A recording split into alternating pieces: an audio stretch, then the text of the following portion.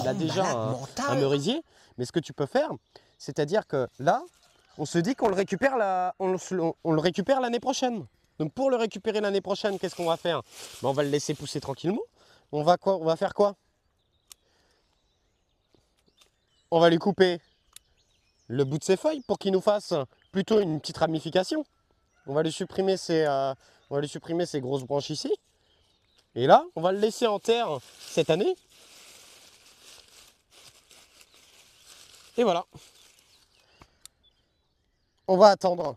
On va attendre. Et ça, l'année prochaine, ça pourra faire un super bonsaï. Il va grossir beaucoup plus vite s'il est en pleine terre ou s'il est dans un gros pot que si là, je le sortirais et que je le mettais, en pleine terre. Mais après, bah, tu peux t'amuser. Tu peux t'amuser. Et tu vois, bon, après, faut voir si ça marche ou si ça marche pas. Tu vois, la dernière fois, j'ai essayé de sortir celui-là, là, tu vois.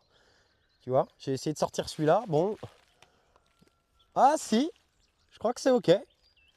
Je crois que c'est OK. Il nous fait une petite pousse ici.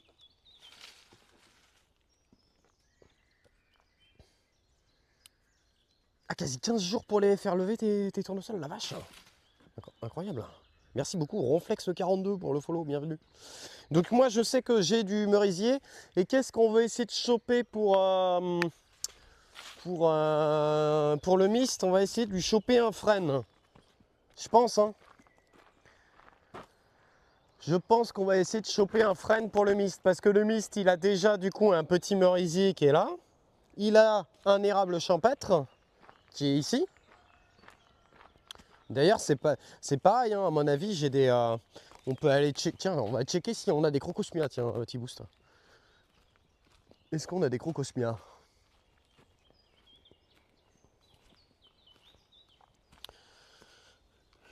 Putain, mais je comprends pas, hein, ils sont pas là, tes crocosmias. Hein. Eh, je les ai foutus en terre. Hein. Mais par contre, c'est hyper sec. Tu vois? Est-ce que c'est pas trop sec? Je sais pas.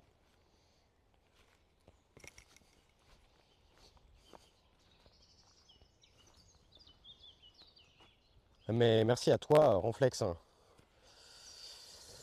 Qu'est-ce qu'on a par là, les gars, qui peut être intéressant? Est-ce que vous savez ce que c'est ici?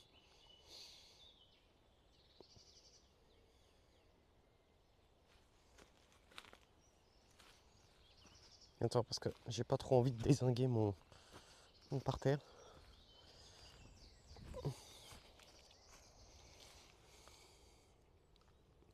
Il y a ça? Ça, c'est une tulipe, ça, non? Et là, il y a des petits trucs comme ça, là. Il y a ça. Il y a ça. C'est ça? Il y a ça. Il y a celui-là, là. Ah, il y a peut-être 2-3 petites pousses, ouais. Ah, putain, par contre, les gars, ils caillent, là. Ça caille. Ça caille, ça caille, ça caille. Ok, c'est ça. Ok, bon, bah, c'est cool.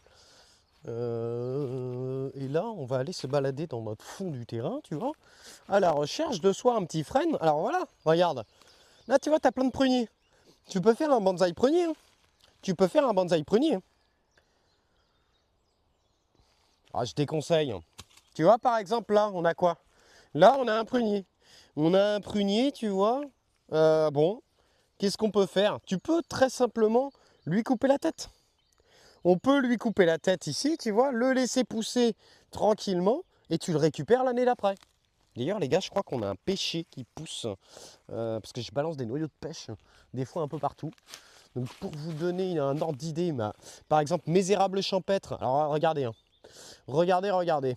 Donc, en fait, là, on doit avoir un érable champêtre qui est pas loin.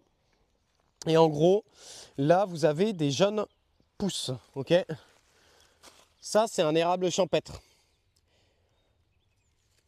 Donc tu vois, donc ça c'est un érable champêtre. Donc alors si tu veux partir d'un bonsaï avec ça et que tu le mets directement en pot, il va mettre énormément de temps. C'est possible, tu vois. Et nous en fait avec Tanguy, je sais qu'on avait récupéré plein de bonsaï érables champêtres. Cette plante là, je sais pas ce que c'est. On avait récupéré plein d'érables champêtres et on les a foutus en pot pour pouvoir plus tard en faire soit des bonsaïs, soit les planter. Et du coup, je vais vous montrer maintenant où on en est, je crois, après 3 ans. Hein. 3 ans quand même, hein. C'est pour vous dire comment ça met du temps. Hein. Je crois qu'ils ont 3 ans. Je crois qu'ils ont 2 ou 3 ans, je sais plus. Hein.